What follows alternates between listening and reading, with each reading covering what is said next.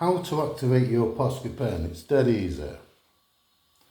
This one has already been used. When this activate, just means letting the liquid chalk go to the bottom. Shake them for quite a while until it's all mixed inside. A couple of minutes would do. This one's already done. You start by gently pressing the nib down.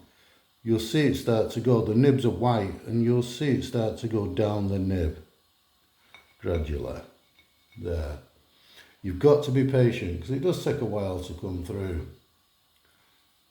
So you don't, if it does dry out your pen, the nib, you can take them off, drop them in water and clean them.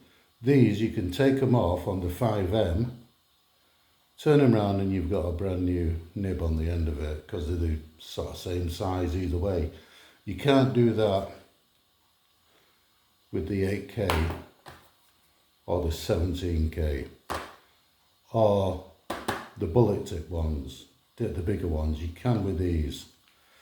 So there you'd have it. That's all it is. You shake it, keep it going, press it down gently so you're not going to ruin the end of it, and you can start to do your design, your creation, your trainers, anything you want to do.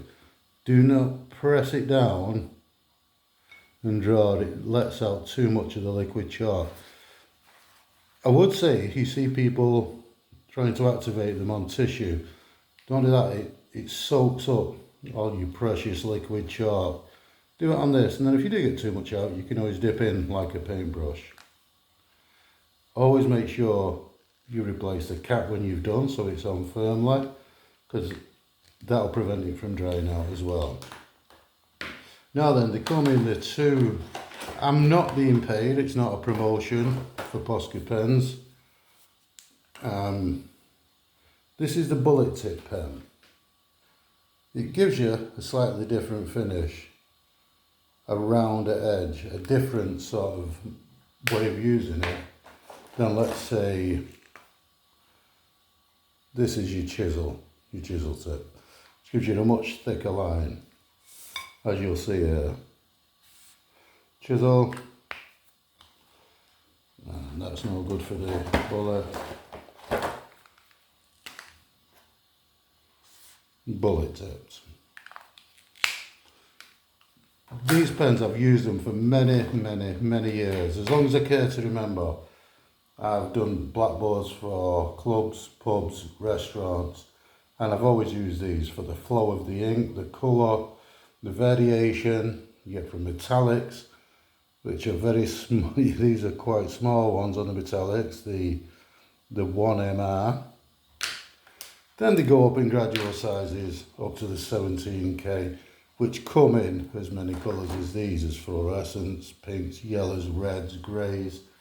I would also say don't blend your pens when it's wet, because if I put say a green on that grey now, I'm going to get grey on the green pen on the end of my nib. When you come to do a green, it'll be a dirty sort of mark.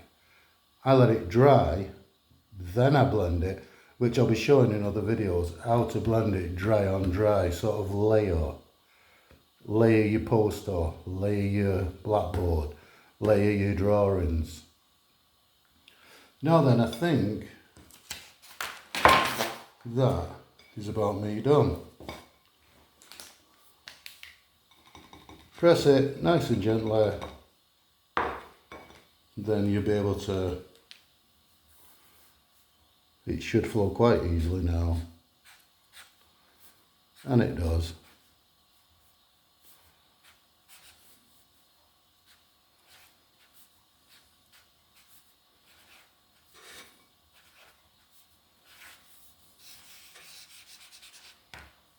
Next time I'll be doing this blackboard, showing you how to blend different lettering, different colours, and also posters.